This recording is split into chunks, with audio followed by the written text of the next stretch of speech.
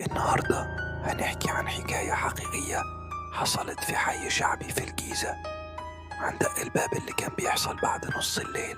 مش أي دق، ده كان بيخلي الناس تترعش من الرعب.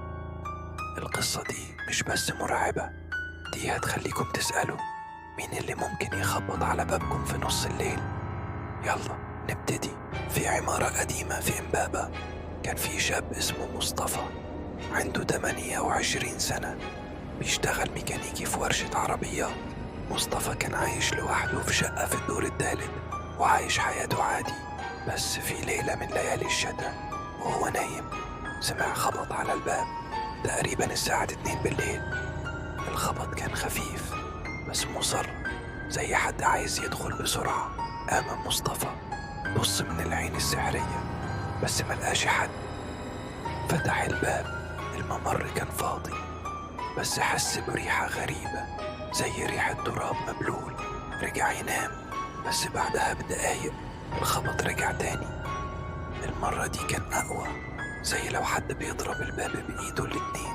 قام مصطفى قلبه بيدق، بس برضه لما بص ملقاش حاجة. بدأ يحس إن في حاجة غلط، خاصة إن الخبط ده بدأ يتكرر كل ليلة، دايما بعد نص الليل.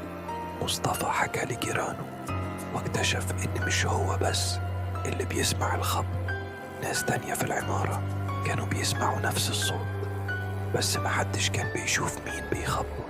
بعد أسبوع مصطفى بدأ يلاحظ حاجات أغرب بكتير. في ليلة لما سمع الخبط قرر يبص من الشباك بدل ما يفتح الباب. شاف ظل غريب في الشارع تحت، زي واحد واقف بيبص لفوق، بس الشارع كان ضلمة ومقدرش يميز ملامحه.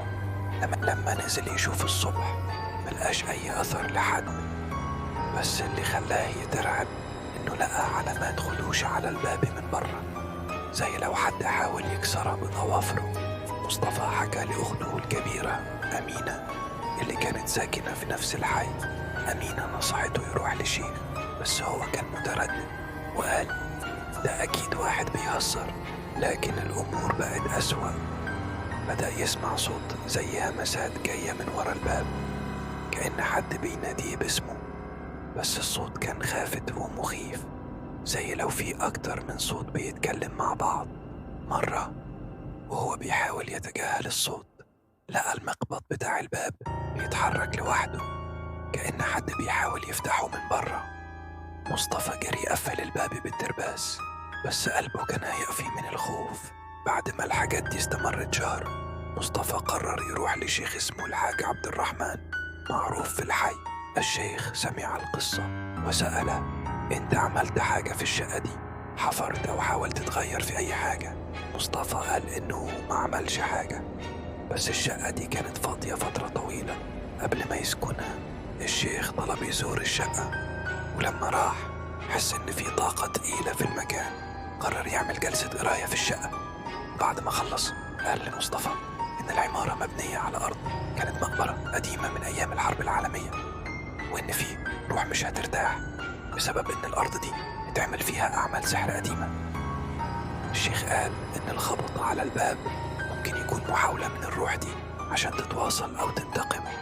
نصح مصطفى إنه يعمل صدقة ويسيب الشقة لو قدر.